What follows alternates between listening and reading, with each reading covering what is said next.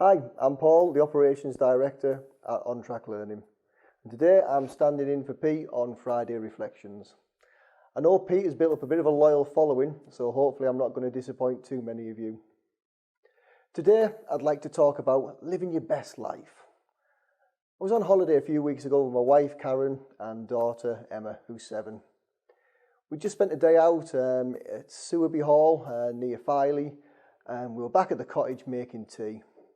Emma was drawing a few pictures of the day we'd had, and then out of the blue, she said, "Dad, are you living your best life?" Wasn't really sure where that came from, but I thought about it, and in that moment, yeah, I was living my best life.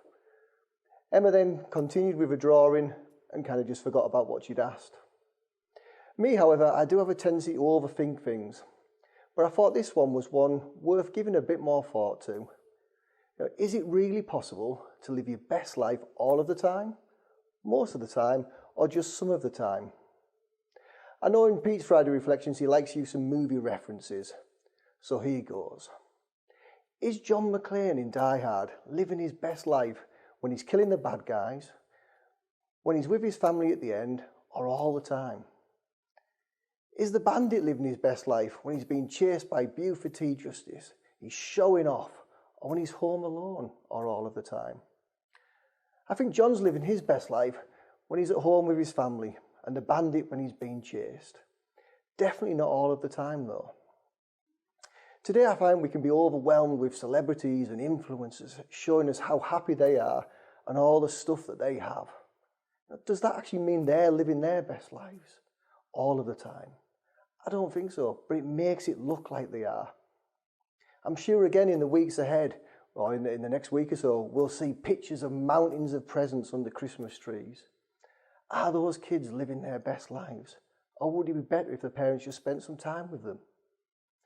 In today's world, it's so easy to get caught up in other people's lives and compare them to ours.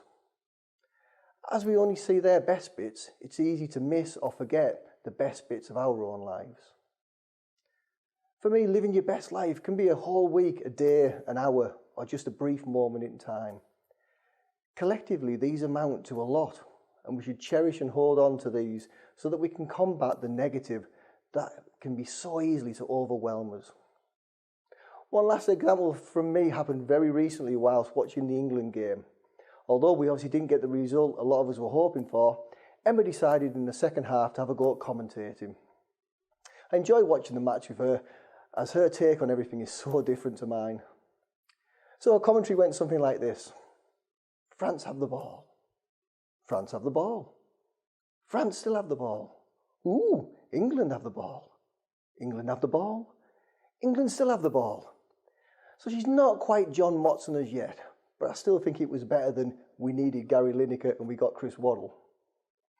Then there was a substitution and she said, "You see that man there, Daddy? He has a 6-pack. It goes 1, 2, 3, 4, 5, 6. You don't even have a 1-pack. You have a 0-pack, Daddy. Daddy, show Mummy your 0-pack. At that moment, through the tears and laughter, I was living my best life. I then thought of all the time and effort and money that it's taken to get this 0-pack, and I've lived my best life on so many occasions. Your best life can be when you're with your family, friends, alone, or at work. This week I'm celebrating 4 years at On Track Learning and can honestly say the majority of the time I'm living my best working life. As we spend so much time at work, we do strive to create the right culture here for the team so that work is a positive and enjoyable place to be. The key for me is to live your life and not get caught up in the perceived life of others. If you're still watching this, thank you for sticking with me. Hopefully I haven't damaged Pete's engagement figures too much, and I'm sure Vic will tell me later on in the week if I have. But I'd like to finish by just wishing you all a Merry Christmas and a Happy New Year, and I'm off to work on that 0-pack some more. Thanks for watching.